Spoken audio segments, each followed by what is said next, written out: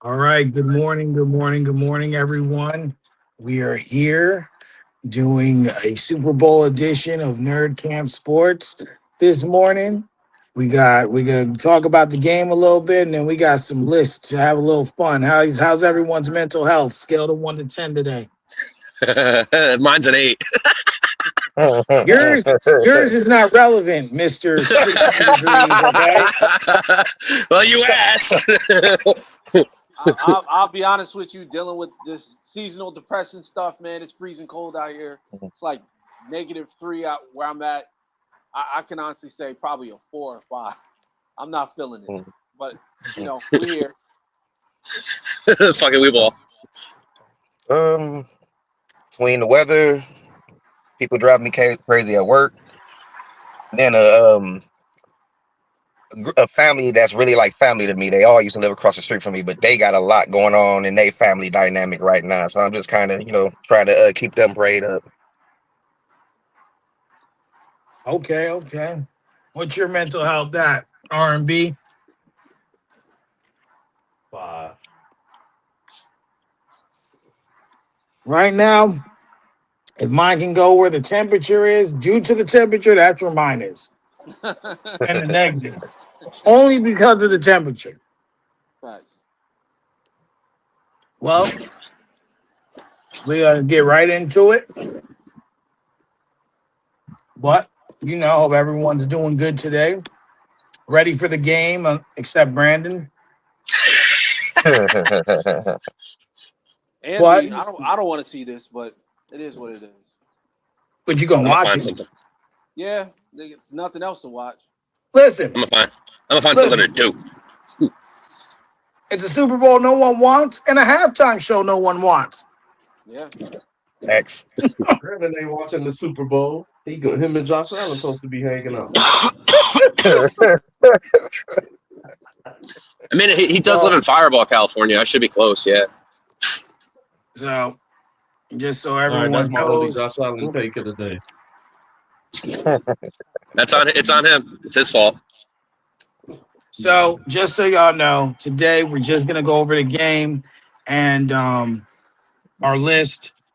As for tomorrow, just so y'all know, here's what I got on the docket. We will be deep divulging into the NBA. I haven't written those topics out yet, but I do have Falcons cutting Kirk Cousins before a new league year. Jim Shorts leaving the Browns. Stafford MVP. Vrabel Coach of the Year. Garrett Defensive Player of the Year. Hall of Fame class. And changes to Hall of Fame voting solely based on, from what I'm reading, Bill Belichick's snub. And then I'll have some NBA topics. Just so if you have anything to add, anything I might have missed, please do send. So I want to start with a question. And I think we're going to all answer the same, but I'm going to ask it. Is everyone taking Seattle tonight? Yes. No. You're taking New England. Yes. Okay, you can start. Why are you taking New England over Seattle? For no other reason, they just feel like a team of destiny. Sometimes it's better to be lucky than good, and they've just been riding that wave. If something's going to happen, the ball's going to go their way. I have no rhyme or reason, but just something's telling me that they got it. I mean, I will say this, and I've said this to people all week, and it's more or less of the fact that people are like, and there's no doubt that the Patriots had the easiest schedule to get to 14-3 and get to this point. But by the numbers, they beat 3 of the top 5 defenses to get here by the numbers. So that's something to be accredited for, because I always say you win the games you're supposed to during the season, but you have to have some kind of adversity during the season, because you're not going to see those teams in the playoffs. And I'm going to tell you now, I think that if the Patriots want to win it, they do need to do it today, because I looked at their schedule next year, and all of their away games outside of their two of their three divisional games are against teams that are usually above 500 and also playoff contenders. So the Chiefs are in there. I remember the Jaguars in there. I remember Denver in there. I remember oh god, I want to say Philly was in there. So Drake May is going to have to do this again next year.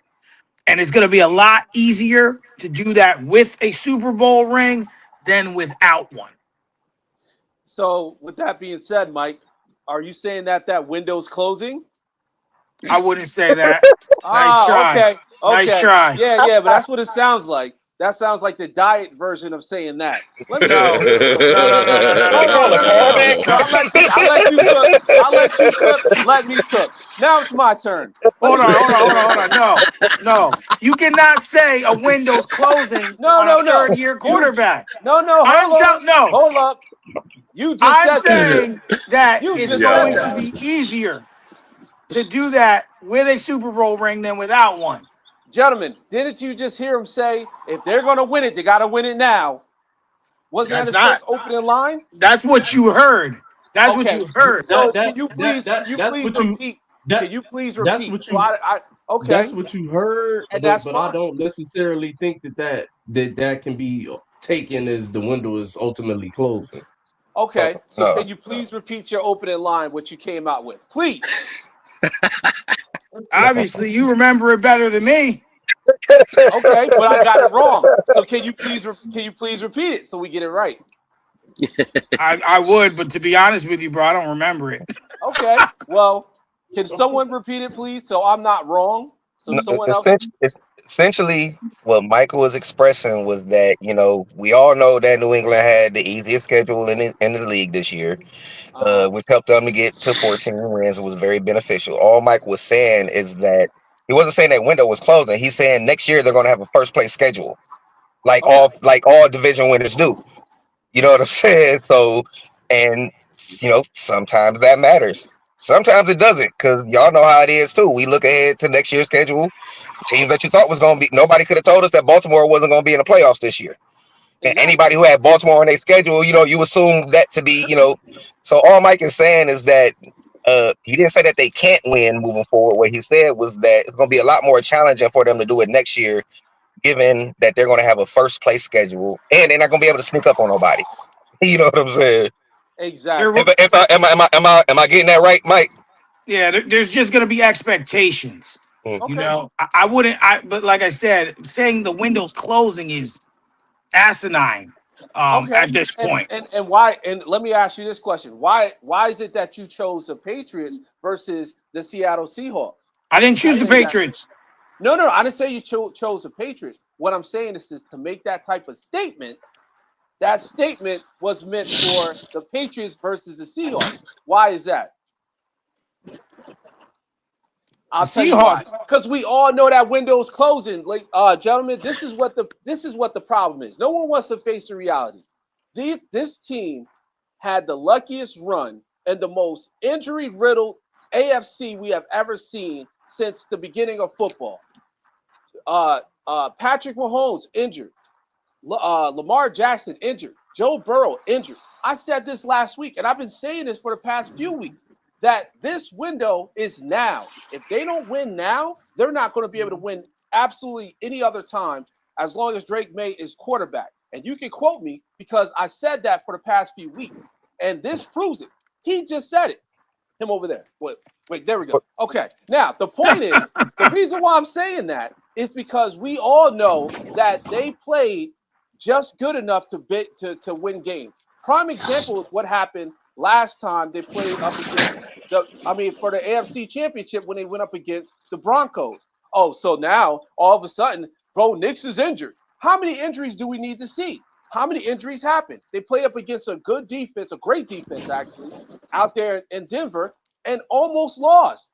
They almost lost. If Drake May wins this Super Bowl, good for him. But if he goes out there and loses this Super Bowl, I guarantee you he's not going back to the AFC championship because look at the injuries, look at the It's a bold history, statement. and on top of that, yes, and I'm standing on it because on top of that, if he would have went up against, let's say Lamar Jackson in the first round with the Ravens, and they went up against each other, I guarantee you they would have won that game if Lamar Jackson was healthy and in the playoffs.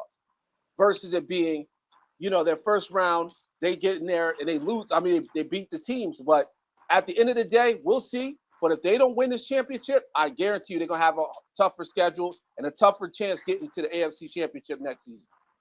Well, Drake real quick, and then I'm gonna let you go. Drake May already has more wins in the playoffs than Lamar Jackson, so that's a bad statement. No, and that's fine. He can have all the wins in the world, but once again, injuries and luck. You said it. They snuck up on teams. They snuck up on teams because everyone was hurt and nobody expected the Patriots to be as good as they are. They don't have a number one wide receiver that is a actual good wide receiver. They got booty, baby. They got Diggs. And booty is booty. Booty is freaking booty.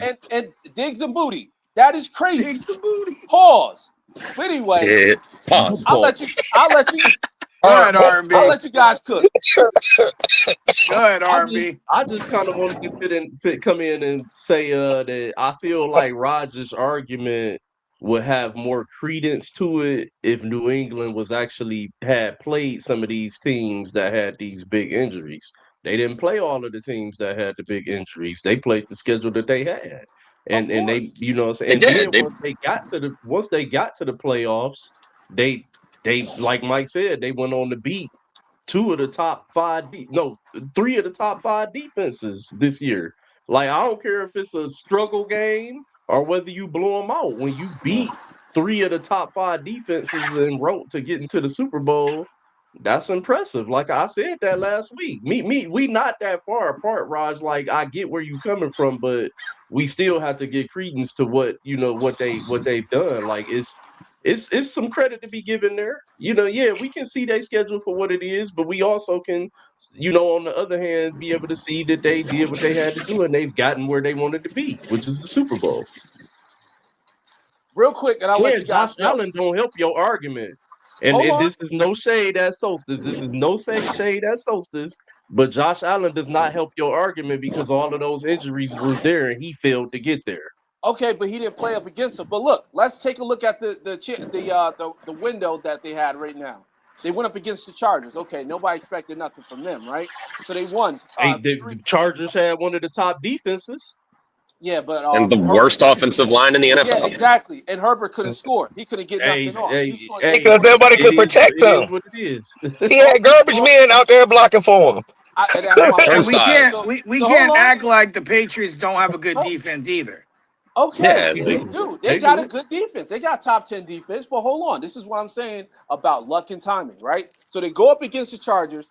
Then all of a sudden, Justin Herbert don't know how to score anymore, right? Boom. Okay, cool. 3-16, right? Patriots.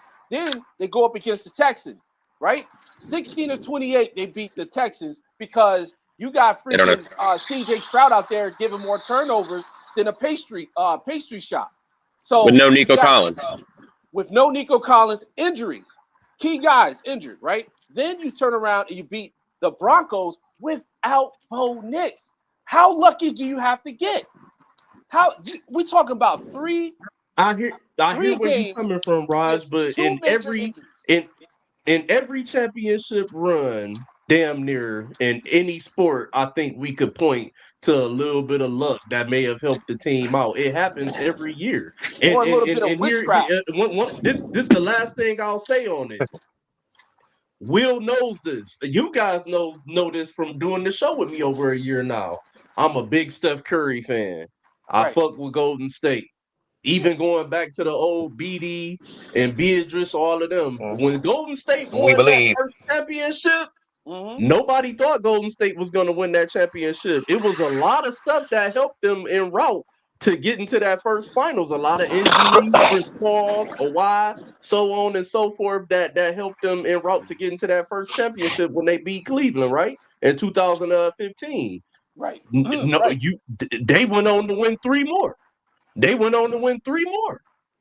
So just because things may kind of set in your way in order for you to get over that hump that first time, don't mean that you're not going to be able to do it the second time. If anything, you just gaining that experience. Now you learning how to win and you know how to win, and it may be tougher for teams next year. Teams might try to sneak, think that they're not sneaking up next year and have them as the 100, and they blowing their shit out. We don't know. We have to see. Okay. And I also say is you're so stuck in discrediting Drake May. Why can't we credit their defense for holding those teams to those points We and did. having the You and said having the top third 10. That's because he wish Drake May was a Jet. That's not true. Don't say that. I didn't and say that. Yes, it is. Yes, it you is. didn't have to. That's all this is pure Jet AFC West hatred. This is his trauma response.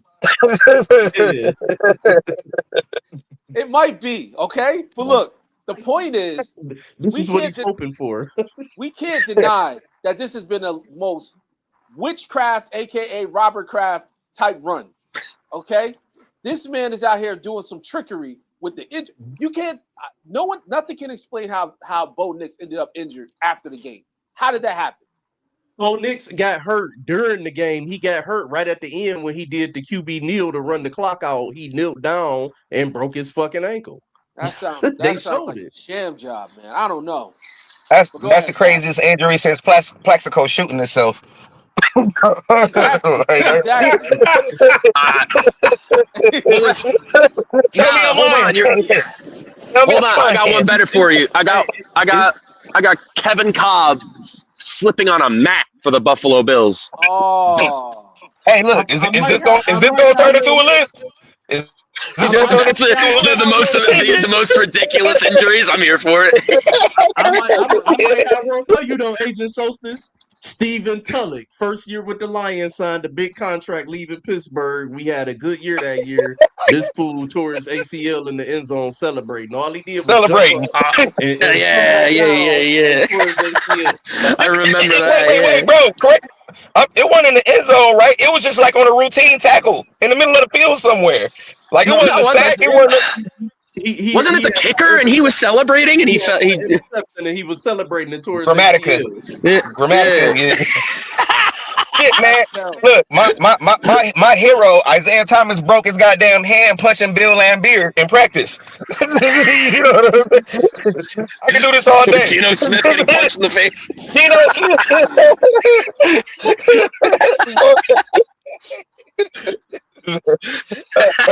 Oh Man, man. craziness. What I would say is like Raj, I don't necessarily disagree with your premise that it's gonna be more. I don't like your choice of words when you say that window is closing or gonna close.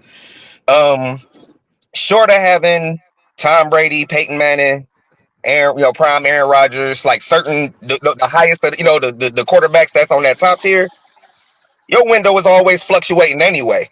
And that's the thing about a window. You can open it the whole way, you can shut it, you can have it halfway, it could be 3/4, 1/4. So most NFL teams, their window is fluctuating year to year anyway. Sometimes because of injuries, sometimes because of, mismanagement, sometimes because of, drafting well and, staying above the fray. Whatever people wanted to say about Mike Tomlin not winning a playoff game in how many ever years, Dan Roethlisberger was ass them last couple of years. And you know what I mean? We talk about basically like 8 years or something like that now of not really having a quarterback and still being able to compete. You know what I'm saying? In a league that's designed for a turnover. So I say all that to say, like, when you talk about that window closing, like, yeah, it's going to be more challenging for them next year. But again, if you are a competitive team, you always going to have one of the more challenging schedules in the league anyway. So that's, for me, that's just not even a thing that, because if you are that good, you're going to show and prove it. You know what I'm saying? And in regards to, like, you know what I mean, fluky shit or injuries or whatever, listen, Eli Manning might go to the Hall of Fame for having two, and I ain't even gonna say 2 good years, 2 amazing playoff runs. You know what I'm saying? If he don't have a second run, which was fluky, he's fucking Joe Flacco. You know what I'm saying? Like for real, he's Joe Flacco. He had two, and those teams were middle of the pack teams. They went 9-7 both of those years, if I'm not mistaken. It was the 6th seed and had to go on the road. You know what I mean? 3 games to get to the Super Bowl, and they won those games. I'm never gonna hold it against a team for winning the game in front of them in that moment. However you get there, you know what I'm saying? It ain't always gonna look pretty and be pretty. But you know what I mean? Sometimes it is better to be lucky than good. And I don't know if I don't think Drake May is going to end up being like one of those, top tier quarterbacks. Don't get me wrong. But from what I've seen of him so far, I'm not saying I'm putting all my faith in him, but I feel like he looked like he's good enough that they're going to be competitive with him and they'll have more opportunities, you know what I mean, moving forward. And it's up to them as an organization, just like they did with Tom Brady, to put, you know what I mean, the right pieces around him for them to be competitive. But it's gonna be, you know what I mean. But that's why I say, like, I just don't agree with your particular choice of words. I understand where you're getting at. I just don't like the words that you're using. Okay. I think the way that Mike was trying to articulate it is that, like, they have to take advantage of the best opportunity they have, which is this year. Mhm. But to say Right that, now, yeah. but to say that the window is closing is a little crazy, considering a point that nobody's brought up yet. They're going to have like $74 million in cap space coming up. Mm. So like, just because, like, all these teams are going to be back, that doesn't mean, like, this is a team sport. Like, Mahomes, just because he got injured, he was what, like 4-6 before he got knocked out for the year? Like, Lamar Jackson, like, he had a chance to beat the Patriots. And if he did, he'd be in the playoffs right now. But he didn't. And that's why we're like, the Patriots did win the games that they were supposed to do, and they won the games that, like, ultimately, like, they were toss-up games. They won the division because they beat Buffalo in Buffalo. They didn't have to face the Ravens because they beat the Ravens in Baltimore. Like, so, like, there is a lot of bullshit. Like, they didn't have to play the Bengals with Burrow. They played them with fucking Browning and Yandre Yosevich, but, like, they won that game, and that's all that matters. So, like, I don't subscribe to their window is closed. The year is definitely, their path moving forward should definitely be harder than it was this year. But I do agree it's a bit like for both teams, for both the Seahawks and the Patriots, it's kind of like nobody expects you to be here. Like, and you kind of, at least the Patriots more than the Seahawks, y'all got some really fucking luck of the draw here. Like, get it done so you can just say I got it done, and you don't have to stress like we're fucking stressing. So right, true. Okay. So if you all had to put a score on tonight's game and who's going to win Super Bowl MVP, what would that score be, and who's going to be MVP of this game? I would say 28-24 Seahawks. Jackson Smith and Jigba is the MVP. okay.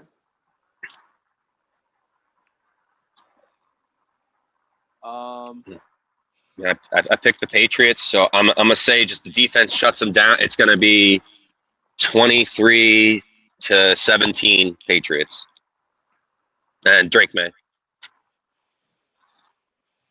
I'm gonna roll with the Seahawks 21-14. And it's gonna end up Sam Darnold. Sam Darnold, he's gonna get his revenge, and it's sad because he's a former Jets quarterback that I'm gonna have to witness win a ring without the Jets. I got Seattle 24-21.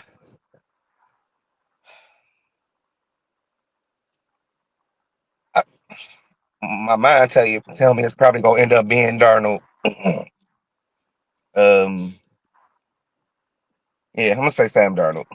Crazy as that shit is to say out loud, I'm gonna say Sam Darnold.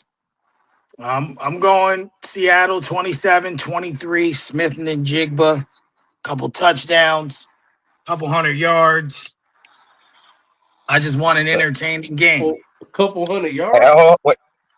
Couple hundred, A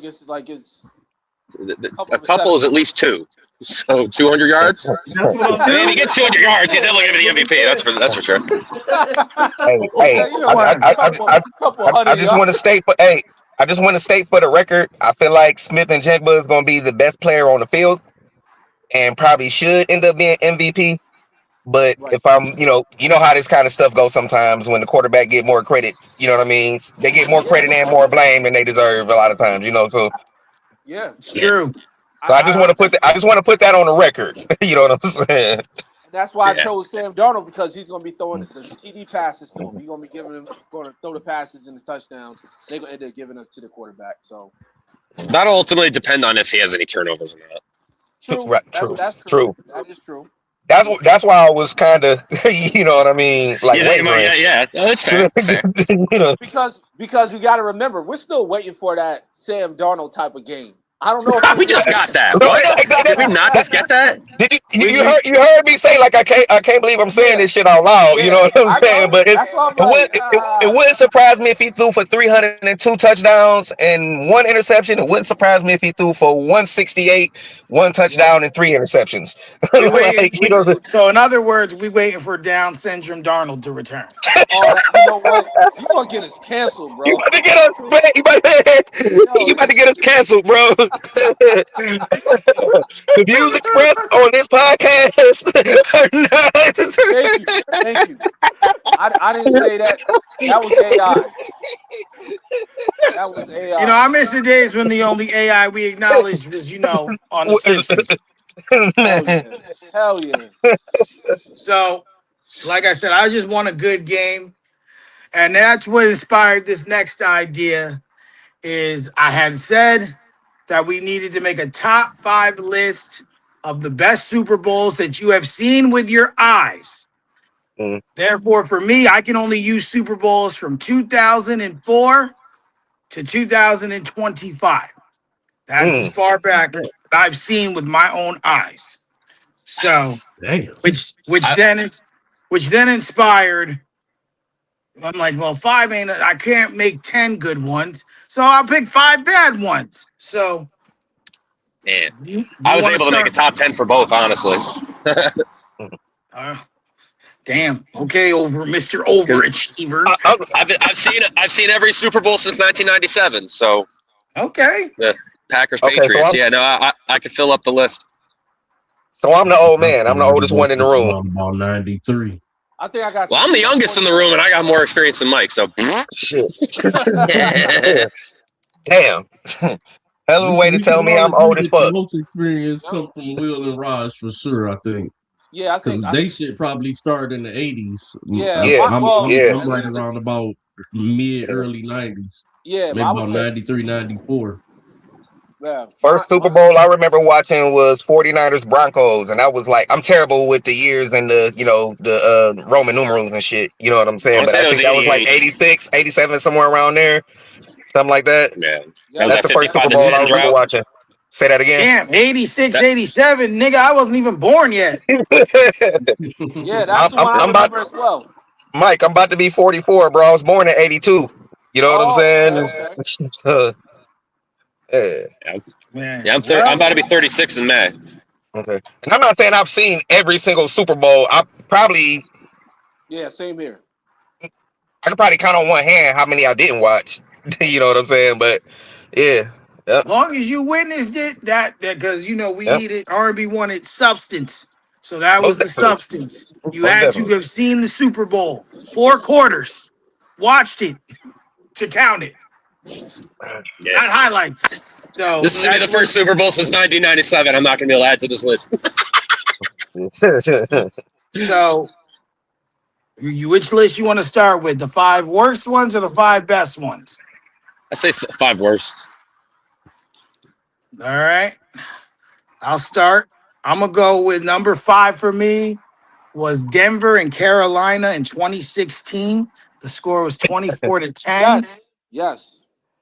It was Peyton Manning's last game. He did not play up like we knew he game managed. Cam Newton got fucked up the whole game, was throwing temper tantrums and never got back to the Super Bowl. That's my number 5 worst Super Bowl. Yes, I got that as number 5 as well. Terrible game, terrible atmosphere. I mean, I don't know what the hell happened, but it looked like a car accident. It was really bad.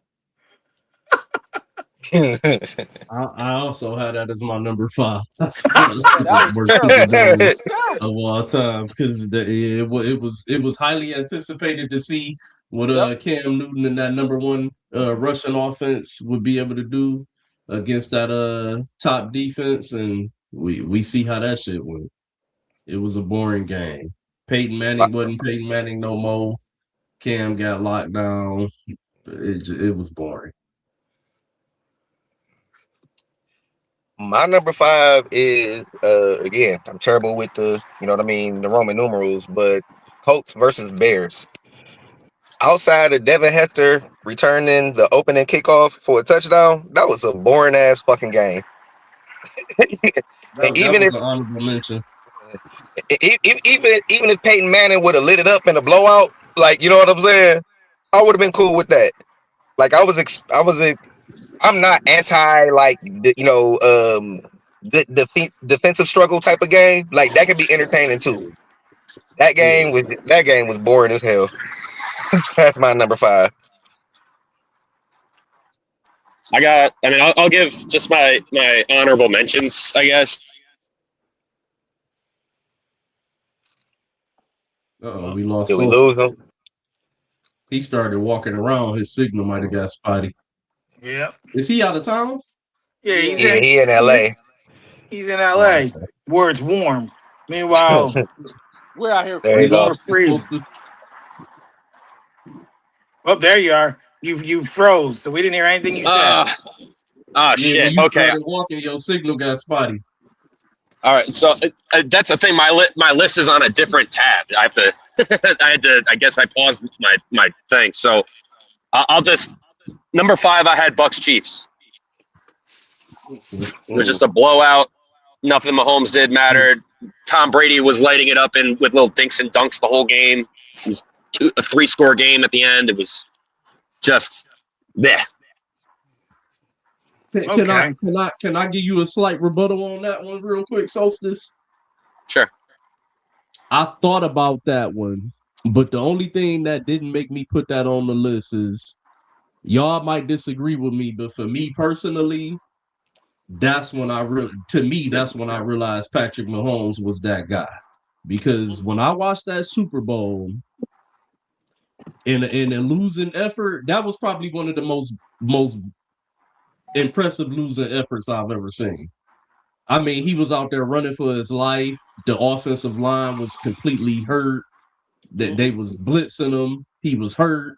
He was running around making plays and not making plays, and it was moments where you felt like, oh shit, the magic about to turn on and they about to get back in the game, and it never happened, but it just was an impressive loss. I was like, when they get this shit together, this dude gonna be him, and it turned out to be true. Yeah, I can't argue with that. I've just seen my fair share of very impressive losses. So, as a Bills fan personally, watching Tom Brady again versus the guy that beat us again. True. So number 4. Number 4 is gonna go was a little bit of a shocker to y'all, but I'm going with Pittsburgh defeating Seattle 21-10 in 2006. The rough That was a good game. That was in my honorable mentions. But to me, it was the way that the officiating was. Roethlisberger did not play well. Not many people played well. They gave him a touchdown that they did not get. Yes. It was poorly officiated, and that's primarily why this made it on my list was the officiating. It was in my honorable mentions. All right, so the number four for me, it's got to be the Ravens versus the Giants. I just don't like blowout games, guys. 34-7 in 2001. I don't know. It was one of those type of games where we knew the Giants were outmatched and they lost that game. So that's my number 4.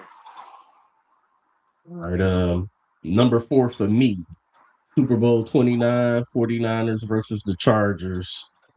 Steve Young threw 3 touchdowns in the first quarter. and it ended up being a route 49-26, and it wasn't even as close as that final score said. Those were garbage time numbers, and as a Steve Young fan, to watch that Super Bowl was just completely boring. A lot of those '90s Super Bowls were boring as hell, man. Yeah. it would be some routes. It would be a lot of routes. For my number 4, I had Bucks and Raiders. That was another route. Nothing really spectacular about that Super Bowl other than the Bucks defense. We all sit here and talk shit about Trent Dilfer winning a ring. Ugh. Lord, yes. What about you, Will? My number 4 is Pittsburgh, Seattle. Here in Detroit at Ford Field. I am not a Pittsburgh Steelers fan. I can't. I don't know if I told you this, Mike, but I just really don't rock with the Steelers at all. I told y'all that the Titans is my side piece, and they used to be the Oilers, and they all used to be in the AFC Central together. So you know what I'm saying. I still got some lingering issues with them Steelers. But Jerome Bettis is the hometown guy, and we all rooting for him. But God, that was a terrible game. Terribly officiated. Terrible production on the field. Like that was like the most lackluster, you know what I mean, Super Bowl I might ever watch.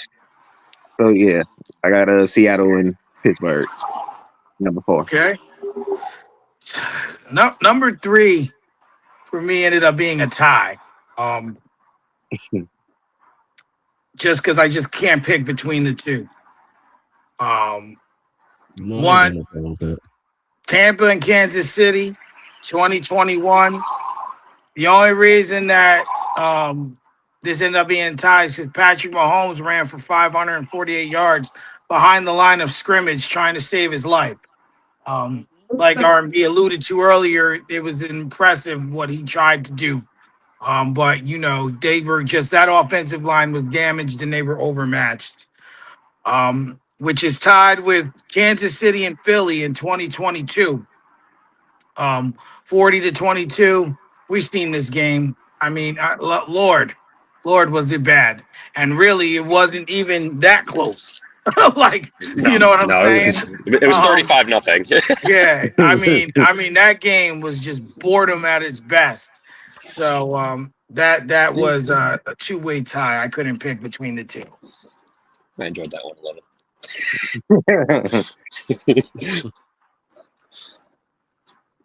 My number 3, we're on 3, right? 3, yeah.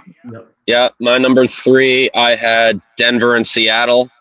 The game that I thought for sure was going to have the NFL start trying to focus more on a defensive-centered attack after watching the historically greatest regular season offense get absolutely fucking killed by the Legion of Boom. I thought for sure the NFL, the copycat league, was going to be like, we got to do that. We got to have the best defense. And no, we continue to just double down on offense. It was just such a bad Super Bowl. Fair enough. Number 3, right? Number 3 for me. Oh. No, go ahead. I was just wondering where we was at. Number 3? Okay, yep. So number 3 for me is going to be Super Bowl 35. I think somebody already alluded to it earlier. Ravens 34, Giants 7. Yes, that was hard. It just was completely boring. Completely boring.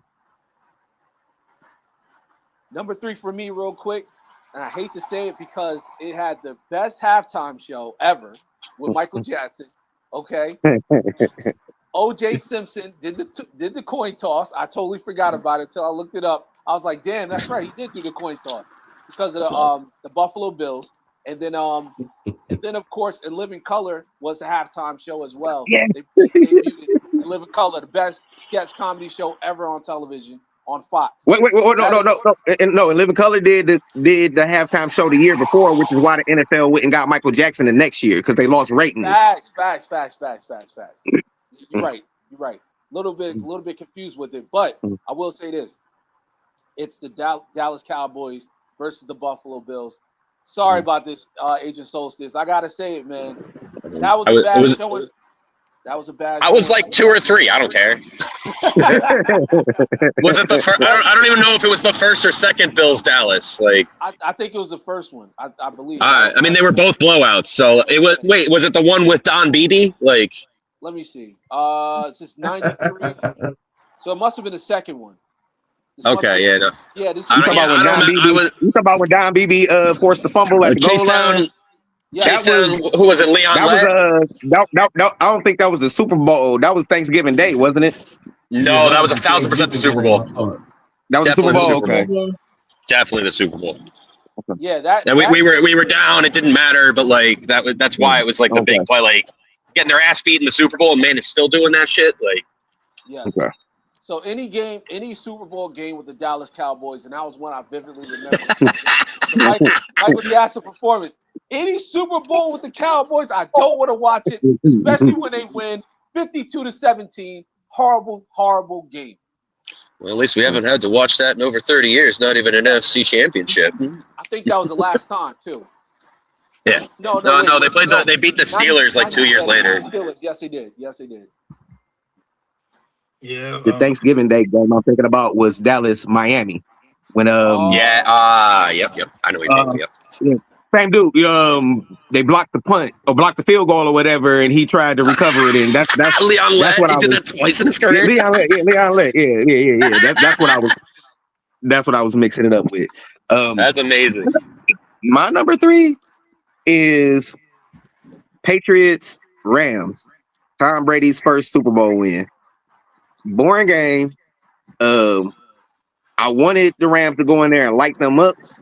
In part because I was so pissed off, and I'm not a Raiders fan at all, but fucking Tuck Rule, man. Like the way they did my boy Charles Woodson, I still carry that with me to this day, which is part of the reason, even as a diehard Michigan fan, I cannot bring myself to root for Tom Brady.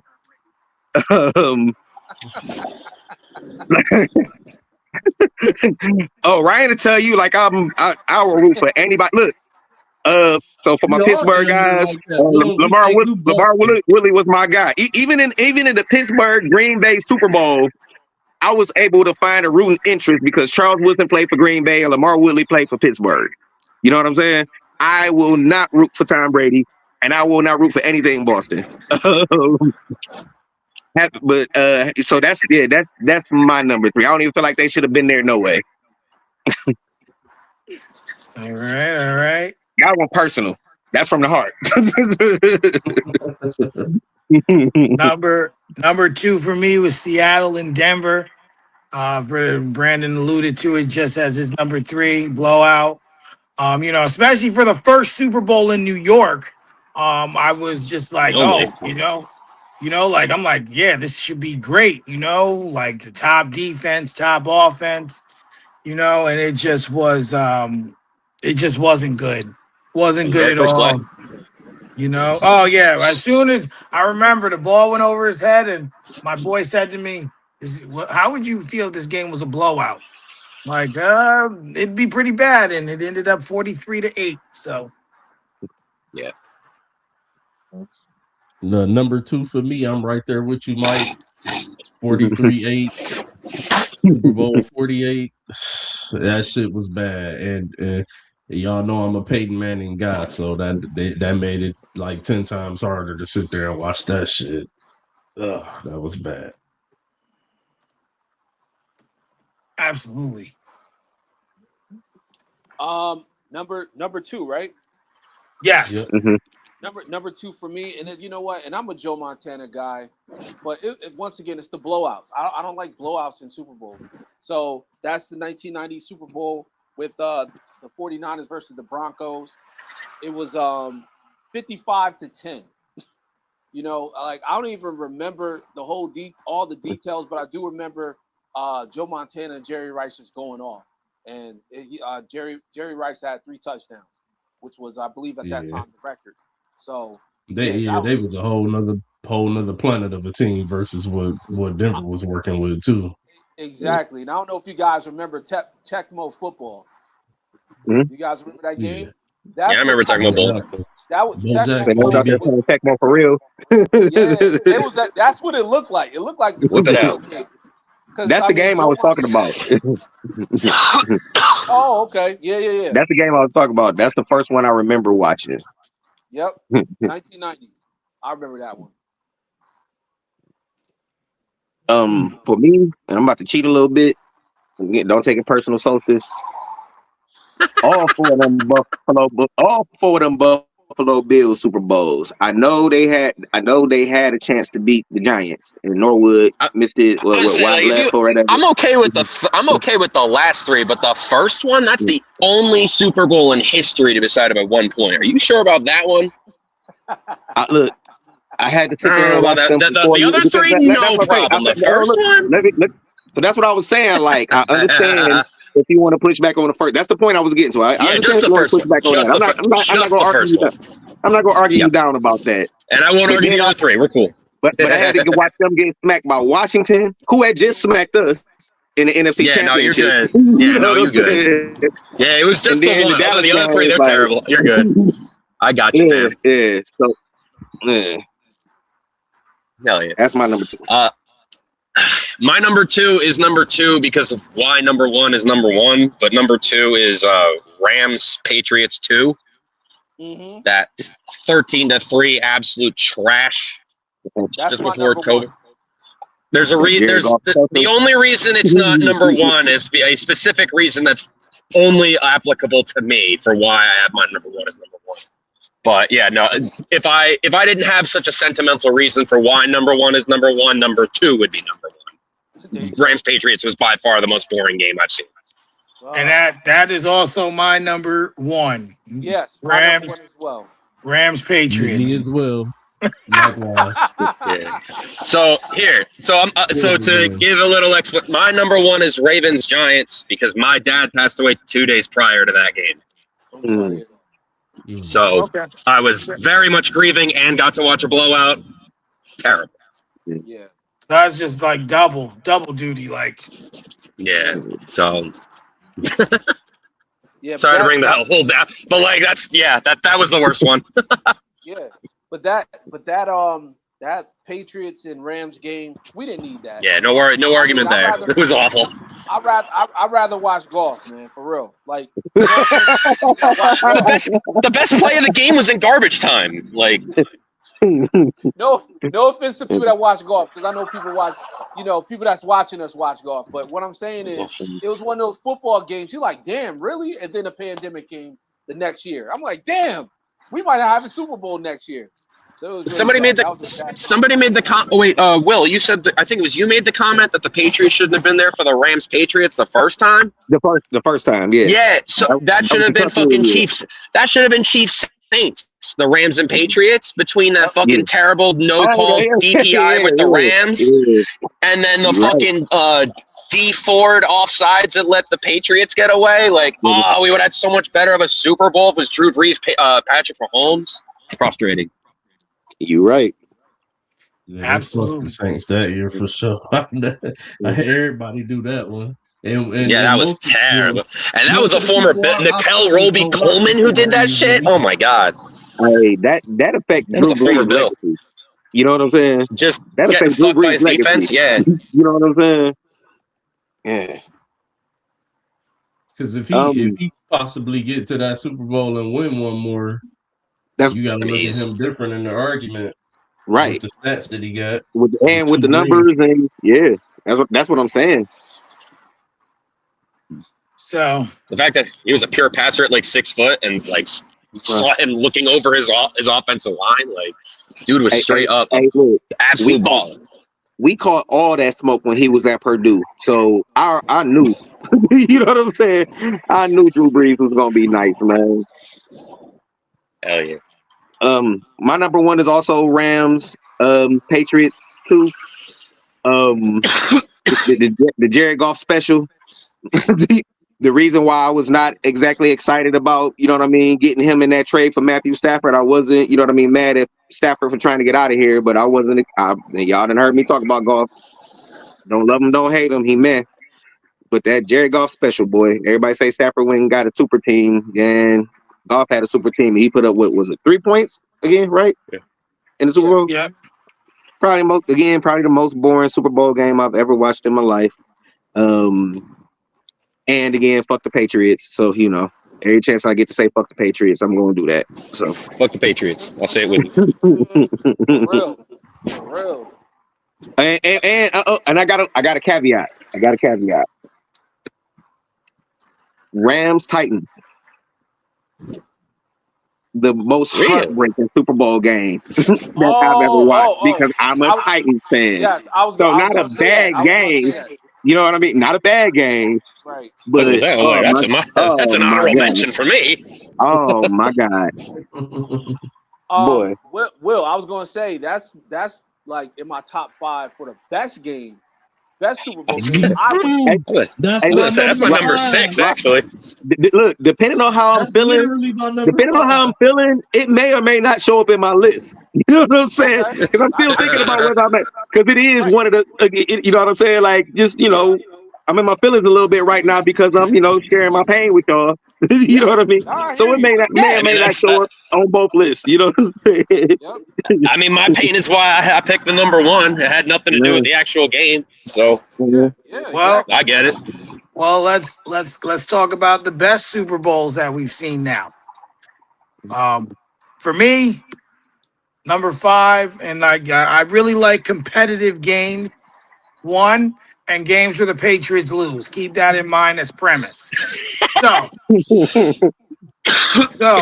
number 5 for me, and there's going to be a little bit of a shocker, but it was Baltimore and San Francisco 2013. Beyonce shut the lights off on us. Yep. But the game was competitive and entertaining. 34-31. That's my number 5. It was competitive in the second half for sure. Yeah. Yes. They was really whooping their ass until that whole half. The lights went out. Yeah, that's why. Yeah, that's why I had that. I had that lower because it was actually for a second it looked like it was going to be a blowout, and they came back after that. But to follow up, as I already had said, I just put it in the chat too for proof. At number 5, it was Super Bowl 34, man, the 1 yard line. 1 yard line, man. The Rams 23, Titans 16. Air McNair almost had 1. Oh, man. That was my number 6. My number 5 is Patriots Seahawks 1. Fucking run the ball. Fucking run the ball. That's all I gotta say. Just fucking run the ball. I gotta roll with number 5. Gotta be the Rams versus the Titans. Sorry, Will, I gotta remind you, but that was the 23-16 game, and yeah, I remember that game because at that time, I don't know if you guys remember, but Nelly was like the hottest rapper at that time. And I honestly believe that kind of influenced the St. Louis Rams at that time to win that Super Bowl. So I don't know. It just seems like one of the best times in hip hop and the best time in football. Reluctantly, I also have Rams Titans at number 5. I'm gonna tell y'all a quick story. So one of my pops, one of his like OGs, he was like a banker or whatever. You know what I'm saying? He used to throw a Super Bowl party every year. You know what I mean, for all of his boys, and a lot of the guys that my dad grew up, my Uncle Leonard, like we all used to go to this party every year. Once I got old enough to go to the party, this is when HD flat screens, all that was like a very new thing at that time, right? You know what I'm saying? Mm-hmm. So he had this big crazy flat screen in the living room, and then he had an old box TV over in the little dining room where all the food was situated, so that if you go to make you a plate, you could still, have eyes on the game, right? I'm sitting in the living room. It all don't be like, sometimes it's a little delay. The TV in the dining room was about a second or two ahead of the flat screen in the living room. So as I'm seeing Steve McNair throw the pass, I can hear them over there like, oh damn, they got him. And before I even saw it, I had already like Damn, hate that shit for I you. hate that. I hate that. I hate hate that for that. you, Yeah. Oh. bro. bro. So, Oh. but yeah, I still got it at number 5 though. I still got it at number 5. Had a lot of respect for Marshall Faulk even when he was with the coach. So I outside of that Super Bowl, I rooted for that Rams team the way that they balled out. So you know. Word. Okay. Number 4. I got the Giants in New England in 2008. It was Oh. so beautiful to see Tom Brady. It was so treacherous to see that perfect season and to go in, you know, and I'm glad I'm not a betting man because you know how many people lost money probably on this game? Oh You know how yeah. many people lost probably hundreds of thousands of millions of dollars? Oh But yeah. it was Things just so happened. refreshing to see Tom Brady go in there and just somehow couldn't do shit against double down Manning. I mean, we just Double down. and it just was such a great game.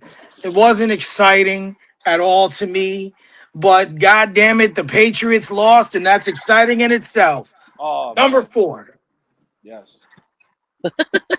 I'm gonna do my number 4 real quick. Number 4, I gotta say, just happened. Actually, 2 Super Bowls ago. That was the Kansas City Chiefs versus the 49ers. That was a really, really good game.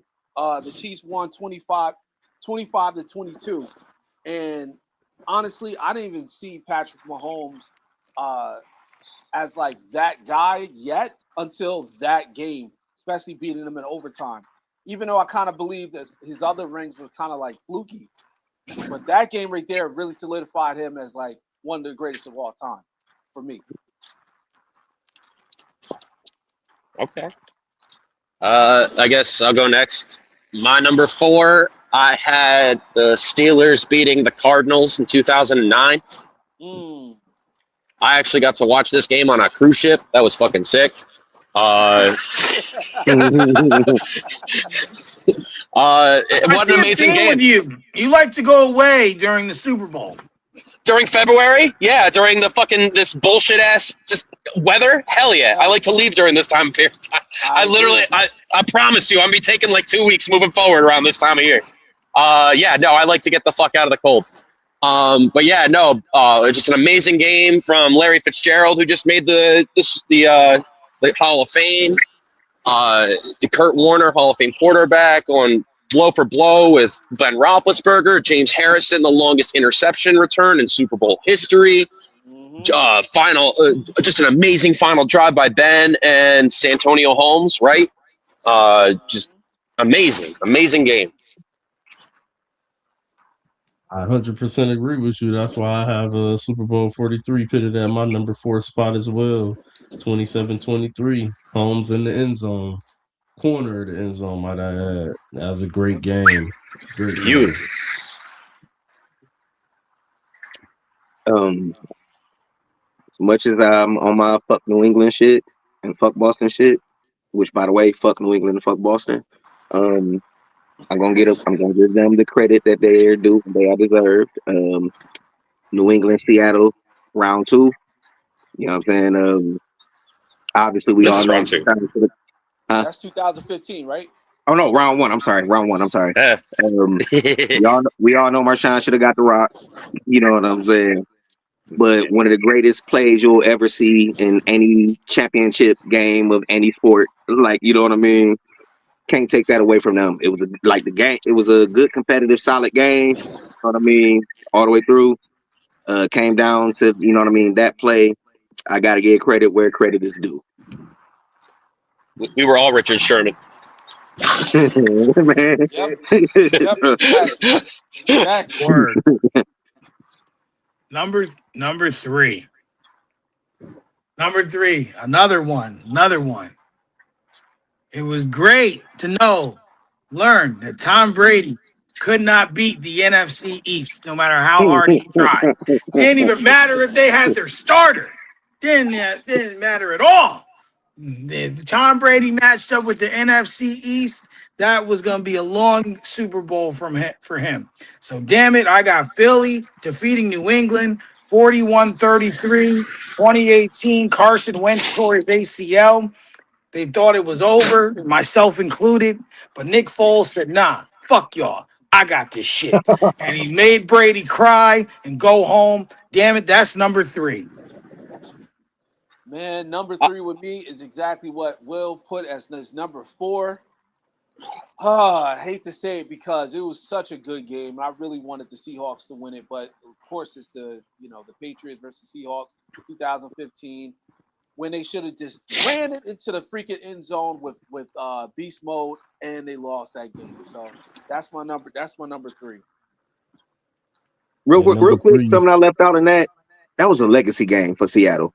Yeah, Like Pete sure was. Pete Carroll fumbled the bag on his team's legacy with that play. It Yeah. was so much deeper. You know what I'm saying? Because if they get Yeah. 2 Super Bowls, obviously we regard them as a all-time great defense, but that changes, you know what I mean, where they fall in the hierarchy. So Yeah, I agree with that. Yeah, so also at number 3, I have that same game. New England and Seattle, Super Bowl 49, Butler pick at the end zone. Hey, I just want to give a centimeter of a pushback on something, kind of as a question. What if they do give it to beast mode and he still don't score because people forget that he had just got stuffed the play right before the pick? I would rather that was second down. I would rather if you went all 4 downs and stuffed Marshawn Lynch 4 fucking times, then you have earned that goddamn ring. That is a fact. Especially when your whole team's identity is playing physical football, offensively and defensively. That's your whole identity. So if you lose doing what you do, which is what I be when everybody be talking about, not to make it about the Lions and shit, but about, you know what I mean, fourth and fucking or whatever, all these fourth, like we won a lot of games doing that shit. So when it don't work, sometimes it don't work sometimes. You know what I mean? But if that's your identity, stick with your identity. I think it would have been more respected had he have done that. If he got stuff 4 times and they lose, I would take that over throwing the ball and it ending that way. And not even getting 3rd and 4th down. Right, because the run to get there was amazing, right? And then for Pete Carroll to sit there and say we were playing for 4th down or 3rd down, whatever he said. Man, shut the fuck up. You lost the game because you're a moron. And that's why you got fired again. Shut up. He got fired and Russell Wilson got to take his share of the responsibility in this too. He made a dumbass decision. He needed to know that he needed to be able to read the defense there. He didn't. Exactly. Ball placement's important. Absolutely. Yep. Am I for number 3? Who didn't give number 3? Go ahead. You got it. Well, no, you if you're doing your number 3, you can do it. My number 3, and again, I'm cheating a little bit. It's two games for 2 different reasons. Pittsburgh, Arizona, one of the best football games I've ever seen in my life, hands down. Like, you know what I mean? And not just the plays that were made, but like that's Antonio Holmes, man. I think that kind of, I ain't gonna say it like revolutionized, the wide receiver position, but I think a lot of people coming up after that really like that toe tap. Like you ain't see it like that. That might be the best toe tap I ever seen in my life. You know what I'm saying? Especially with all the stakes, you know what I mean? Everything that's on the line. So amazing game. Again, like somebody already mentioned, like the James Harrison, Larry Fitzgerald just doing Larry Fitzgerald shit. You know what I'm saying? Like that was one of the best games I've ever seen in my life. And then also, and I kind of mentioned this game earlier, but Pittsburgh versus Green Bay. That Super Bowl happened the day after my youngest daughter was born. And I remember sitting in the hospital with like her right here, and I'm sitting here watching the game, and her, my now ex-wife, right here, but just kind of You know what I'm saying? Like sitting down, it was a whole different experience of sitting down and watching the Super Bowl. You know what I'm saying? So Yeah, that makes sense. I'm gonna kind of tie those two together. That's fair. Okay. My number 3, I'm actually with Mike. I chose the Eagles and Patriots 2, though. I think Mike forgot that they already played once, and Tom Brady and the Patriots already did beat the Eagles in the NFC East back in 2004. But having Nick Foles come in and actually like outduel Tom Brady, it was 41-33 if I recall correctly. Like that game had fireworks from start to finish. That shit was fun to watch. That shit was, and like Mike said, we always love watching the Patriots lose. Fuck New England. Oh man, so y'all know, everyone already alluded, but number 2 is Pittsburgh and Arizona. Obviously, James Harrison's run at halftime, which Brandon alluded to, was a key factor in that game because we were not playing well at that point. And then, one of the greatest drives I ever seen to win a game. And that's not even me just saying that. That's just the truth. Like making crazy passes, 4th and 5. Like a lot of the stuff Mahomes does now, Roethlisberger was doing then. It just was ahead of its time in a sense, right? To some point.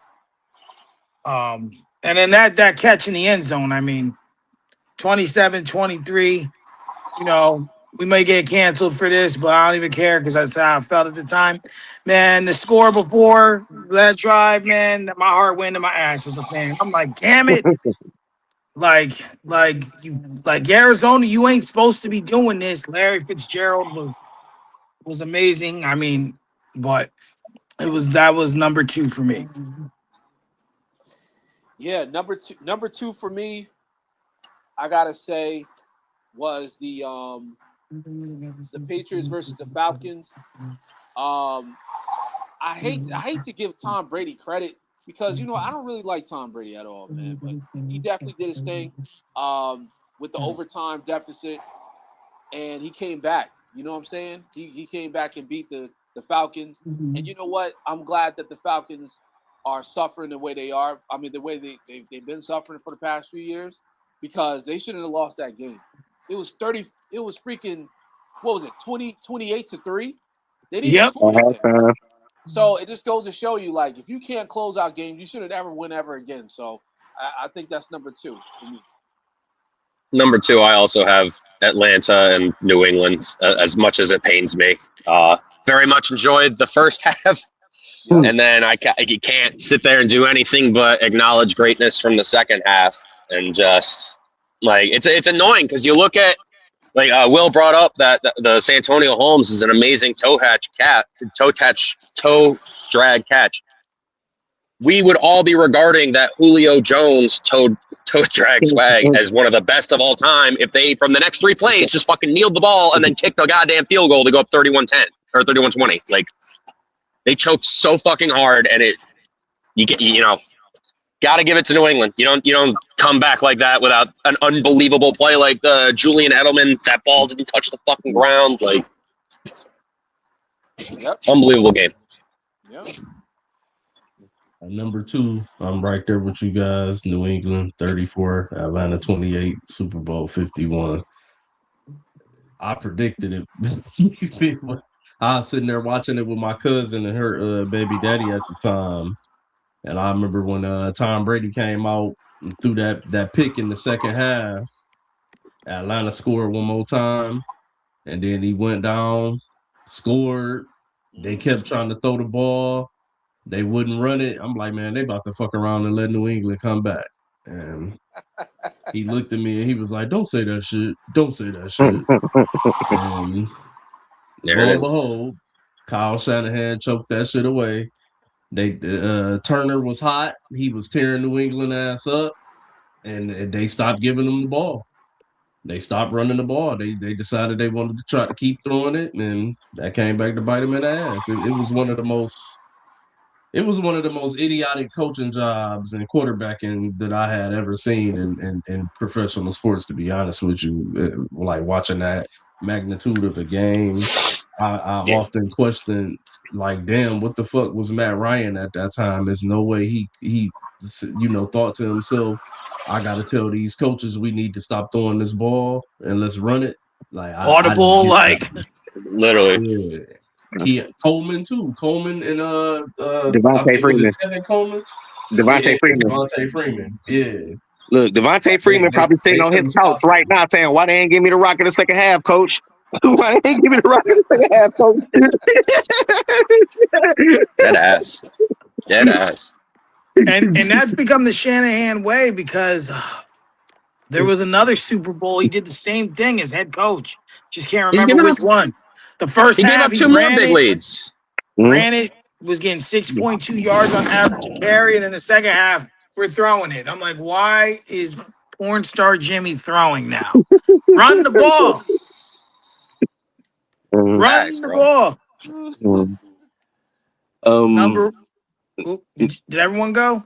no, I'm a New England, Atlanta was my honorable mention because I wasn't about to give fuck Tom Brady. I'm not about to give him any more credit than what I already gave him in my top five. Um, This is like a Tom Brady hate watch.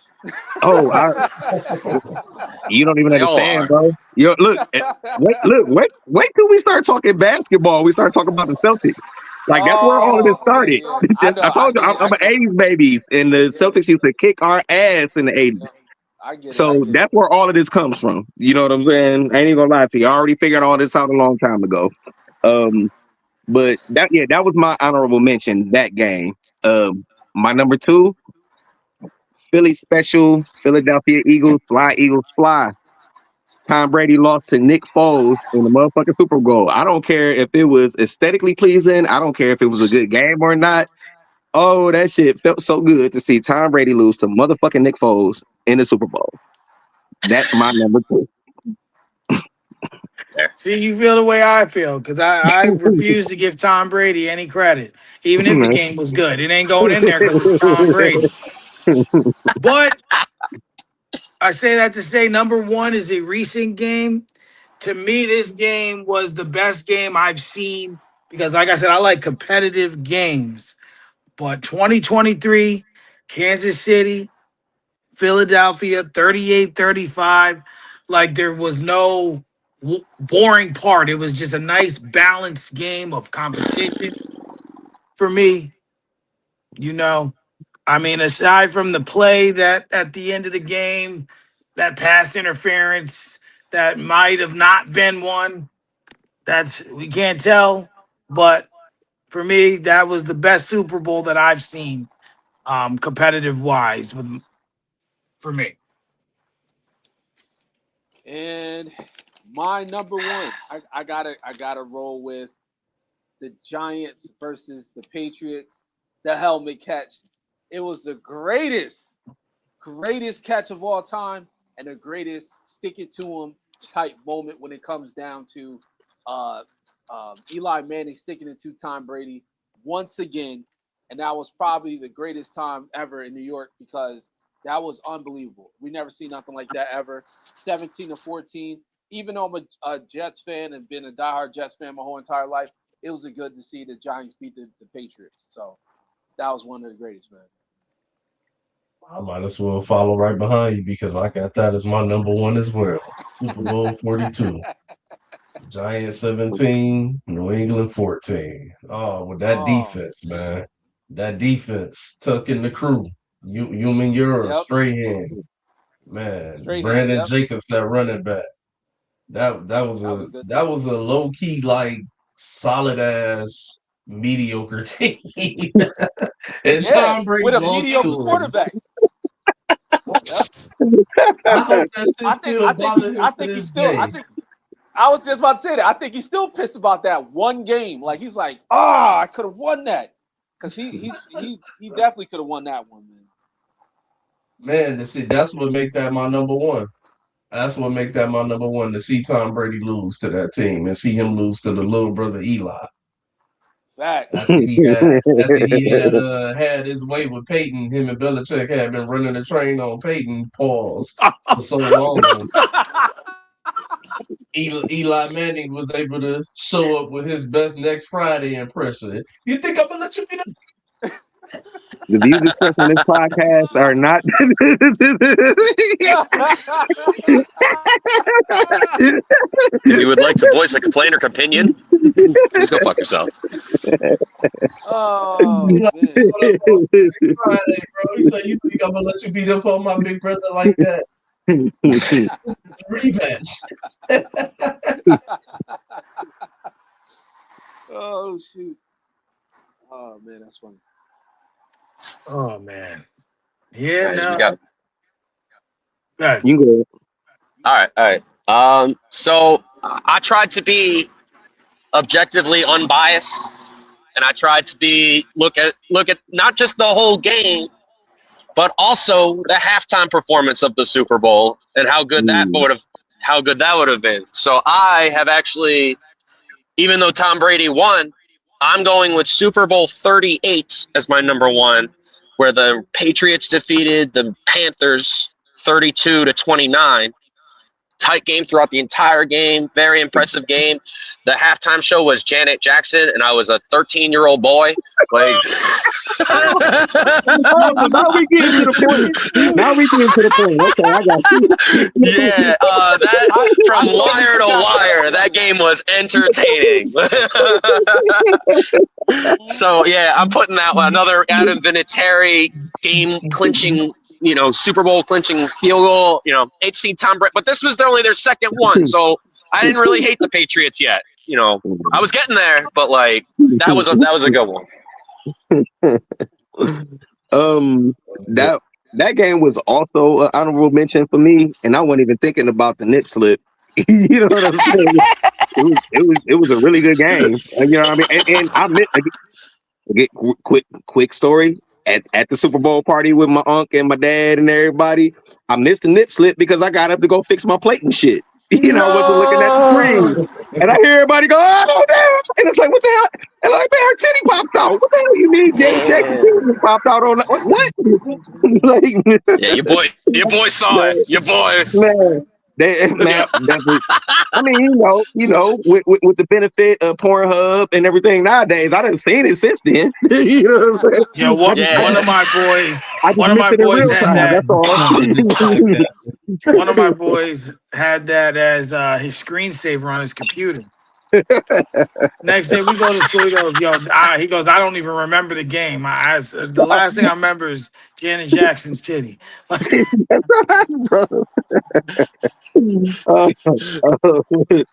But my number one is both New England Patriot losses to the New York Giants. Both of them. Both of them. From the helmet catch, which again, like if you played that game 10 times, how many times will New England win? If you just ran that playback 10 times, how many times would it turn out like that? You know what I'm saying? Even if you let him get outside the pocket and just get to the point where he let it go, and Tyree, you know what I'm that, and people will be sleeping on the Manningham catch. You know what I'm saying? Like that was arguably better. One of the best like the helmet catch was like at best 50-50. You know what I'm saying? Yeah, no, the Manningham was a dime. That dime he dropped to Manningham, either he was gonna catch it or nobody was gonna touch it. Like, you know what I'm saying? And again, fuck Tom Brady, fuck New England, fuck Boston as a staff and label and as a motherfucking crew. And if you down with New England, then fuck you too. So, you know. Oh, damn. So yeah, that's my number one. I like the list. Now I know Raj said he had to get out of here. You gotta get going, Raj. So we'll save the halftime list for tomorrow. The best halftime show. Definitely. All Appreciate everybody, fellas. Take care. Hey, take it easy, son. Be safe out there. Peace. Okay, so we'll save the halftime show list for tomorrow. But Yeah, somebody likes Bad Bunny enough they can throw it on there. That's not happening. Are we still doing the what is it? The top 10 outrageous moments. The Oh, we injury never did that. You guys didn't do it moment. last week. I didn't even I didn't even write that No. list out, bro. I didn't the have media time, and moment. then You talking about the media I moments, got right, bro? yeah. I got an idea. The sound bites. The sound Like bites. That's soundbite right. thing. Yeah. I forgot about that. Yeah. Let's do Damn. something. I did a top 10. I'll repeat. I'll say it out to y'all, and y'all rate it. How about that? Okay. okay. Okay. All right. So at number 10, Wait, hold on. Before I you got say, when you say rate it, you want us to rate it 1 through 5? Like, how do you want us to rate it? we Gold can star. do it like Stephen A. Like A, Pass B, fail. B. What we Oh, go you want us to rate the whole list? Yeah. Okay, Yeah, like okay, just rate the list. okay. That's the good. Okay, go ahead. All right. So number 10, I went with the Charles Barkley. I am not a role model. Mm. He got into it. When he got into it with one of the media. And this shit went on to become a whole franchise for him for a second, doing commercials. He got a deal off of it. Yeah. I think that's how the right guard shit started. If I'm not mistaken, y'all remember the right guard commercials for Charles Barkley back in the day? Mm-hmm. Yeah. Anything That, less that will might be be a little bit uncivilized. uncivilized. That might be a little bit before Mike and Agent time or whatever, man. But I got number 10 was Charles Barkley. I'm not a role model. Number 9, Derek Anderson. I don't know if y'all remember this shit, but DA? during I just said DA. I don't remember. Okay, I'm sorry. Go ahead. during a Monday Night Football game back in 2010, the Cleveland Browns were playing You the talking about the 49ers, quarterback? and Derek Anderson, was their quarterback. Okay. And they were getting their asses beat 27-6. And at a certain point throughout the ass whooping, the cameras cut to the sideline, and they caught Derek Anderson on the sideline chopping it up with one of the teammates laughing. And so this became a question in the media, availability after the game. And Derek Anderson goes on to quote by saying, "I put my heart and soul in this shit." And he goes on this whole long rant. I don't remember all this at because all. I'm not a lie. I don't remember this at all. I know what I'll you're have to look talking this one about. up. Whole long rant about how he put his heart and soul in this shit, and it's serious to him, and fuck you, and like it was hilarious, man. All I'll because have to look that media up. I haven't had heard that asked one. him about, they asked him about like why were you on the sidelines laughing? Like what's funny about losing 27-6? And he just went off, man, on a whole little. He went off, man. I would say look that one up. That was a funny one from back in the day, 2010. All right. I'll check it out. Number 8, I got beast mode. I'm just here so I don't get fined. One of the most legendary press conferences at the game, man. Beast mode. Yeah, I mean, what else can I say? We all know Lynch, the That debate one way man. higher on the list for me. I agree. Yeah, I'm That surprised one this is way that. higher I would have for put me. I this ain't gonna higher. lie. I don't know. I ain't gonna lie. Look, but we go Keep going. Keep going. Keep we going. go get to it. Keep going. So number 7, Richard Sherman doing his best Macho Man impression that he could ever do. This nigga channeled his best 1984 to 1994 WWF backstage interview impressions that he could ever motherfucking do when he stopped Michael Crabtree on the final play of the game. Don't you come in with a mediocre receiver like that. Yes. Come on with someone sorry like Crabtree. We never talk about the best. So He cut a shoot promo on national TV after an NFL game.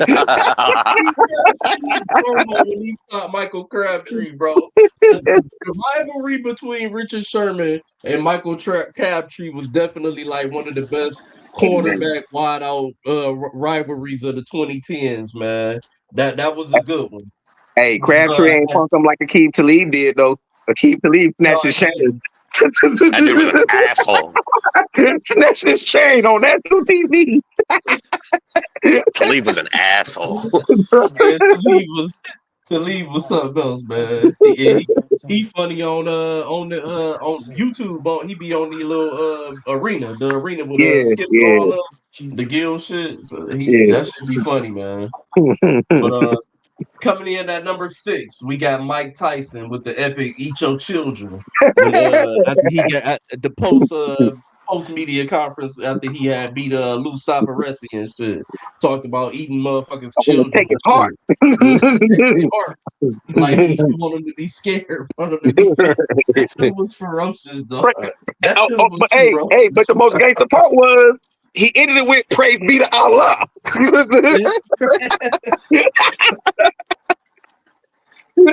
After talking about eating somebody's children, praise be to Allah, bro. All right, so we on the final stretch. Fellas. At number 5, this dude is what I consider. Y'all ever heard of the phrase typecast? Mm-hmm. You familiar with that phrase, Solstice, Mike? Typecast. I'm not. Typecast? No. So typecast is kind of like what a lot of people would refer to actors like Robert De Niro, Joe Oh, Pesci. okay. Like, okay. They Al Pacino, like they always get typecasted to play these certain particular type of roles. And I am convinced, fellas, that ESPN has typecasted Herm Edwards as the angry grandfather. Because coming in at number 5 is Herm Edwards. You played to win the game. Hello.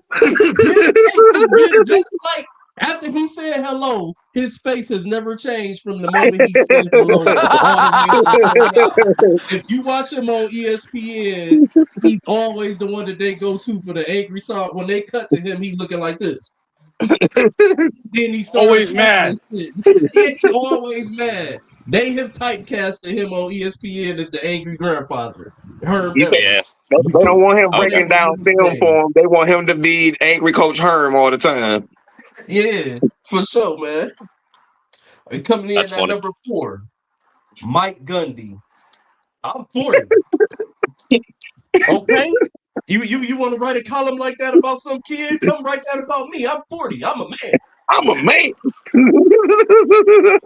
Mike Gundy, when he was defending his quarterback, Bobby Reed, when they had just beat Texas Tech 49-45. Apparently, it was a columnist that had been writing some stuff about the young quarterback in college at the time that the head coach had just did not, think was impressive or nice. He didn't take well to it. So after the win, it was brought up in the press conference, and Mike Gundy went on this whole rant about how he's a man, he's 40. Like, if you want to, don't question the kid, question me, bring it to me. I mean, he went off on the media, man, and then he just walked out. It's something about when that type of stuff happened, it just be so funny. And mind you, they won the game. They didn't lose. So the way he ended the press conference and walked out, you would have thought it was one of those legendary press conferences where they lost in a close one, got their ass whooped, pissed off. They won the game. So I don't know exactly what was written in the columnist about Bobby Reed at the time, but Mike Gundy was defending Bobby Reed the way you would want a parent to defend their child. So we gonna move on. Number 3, Jim Moore, Sr. Playoffs. Talking playoffs. Don't talk about playoffs. Playoffs? Yeah. No argument here. Another one of them epic rants that get played all throughout the history of time, man. Like that's probably one of the top 3, top 5 that you always gonna see was the Jim Moore Sr. rant about playoffs after they had just lost the game. Media man asked him about, what does he think this does for their position in the playoff standings? Playoffs? Like, playoffs? Like Playoffs? What's playoffs? I just want to win a game. Off this shit. He walks off, but Jim Moore playoffs. Number 2, AI practice. Not the game, practice. Now, what a lot of people don't know about this thing is that they tried to, even though it's one of the top sound bites in sports history, they tried to twist this one. They tried to make it seem like AI was drunk. They tried to make it seem like he was on some bullshit. I When in remember that. reality, he had just lost his best friend, had just been murdered. And they, we all know what the relationship was like between AI and the media, especially during that time where he had took them to the finals, won MVP. It just got things were really rocky. He never really had the best relationship with his head coach and Larry Brown. But it was a lot going on during that time. But at number 2, we got the epic AI practice rant, not the Real quick. game practice. Also, what gets lost in that is because again they chopped it down to a little bitty sound bite. But what he wasn't saying was, because if you go and watch the whole thing, what he wasn't saying was, I don't practice, or why are you asking me about practice, or whatever the case may be. But when they chopped it down the way they did and presented it the way they did, they spun it to make it sound as if he don't concern himself with practicing. He's spoken on this and been like, listen, how can I be an MVP in the NBA without practicing? Like, you know what I'm saying? That don't even make no sense. But they, Yeah. the narrative that they were trying to, present. You know what I mean? That also gets lost in that part. Yeah, it does.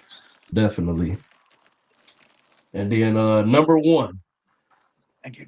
Let's see if y'all can unanimously guess it all together. Can y'all guess number 1? See, I thought number 1 was going to be playoffs. That's what if not that, Really? maybe Denny Green.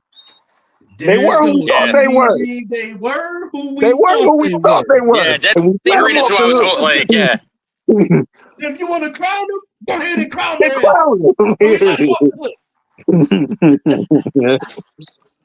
Bro, that's the number 1 rant.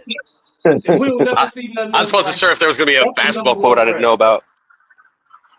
Yeah. The Yeah, that was AI great. one, probably. But yeah, Denny Green coming in at number 1 what they were who we thought they were after they basically let the Bears off the hook in a Monday Night Football game where they did have them beat, and they all of a sudden didn't have them beat and they lost the game, and he Evan was Hester did the upset Evan about Hester it. thing. He was very upset about that one. So and what was it like a block punt or a block field goal or something? I fuck with it. Yeah. No, they let Devin Hester return it for a touchdown.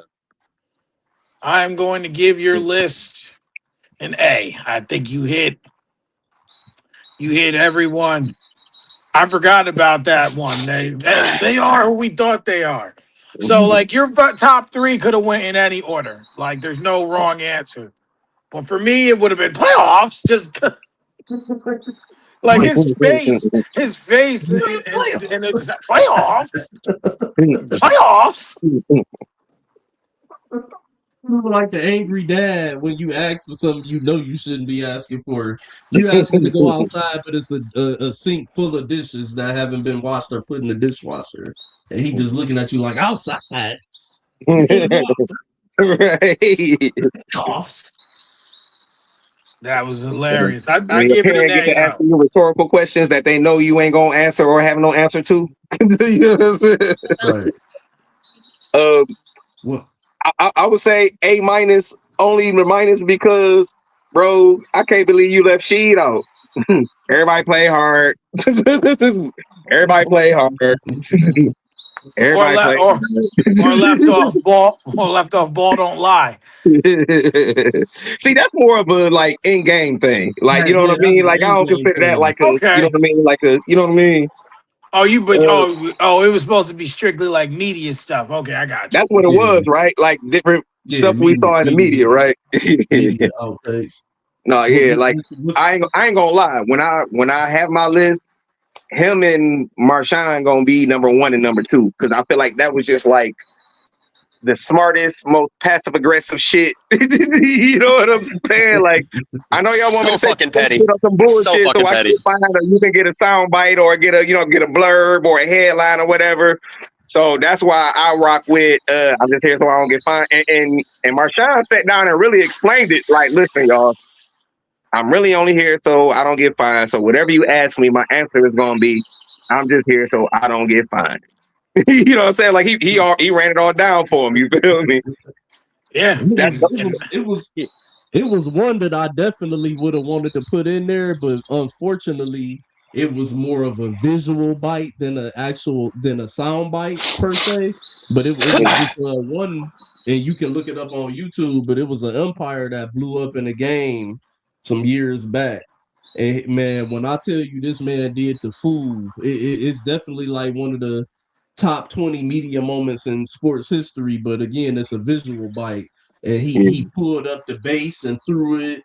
He I took remember off that. the stuff. He started crawling around like an army guy and rolling and shit. This It was was a minor hilarious, league bro. game, right? It was a minor Yeah, league game. He I blew the remember fuck that. up. He threw the That grenade and shit was everything, funny. right? Yeah, man. Yeah. He clown, but it's one I of those things remember you that. gotta show it. You gotta show it. I definitely would have had that in there if it was like a way we could like show videos or something, bro. I'd have showed that shit. That shit was hilarious. I laugh at that every time I see it. I remember that shit. I would also give your list an A minus. I would have just put beast mode higher. And the only soundbite that I can think. damn it! Every time he Oh, starts, shit. Right, every time he started moving that bug. Damn, I want to know what the soundbite is. I know, right?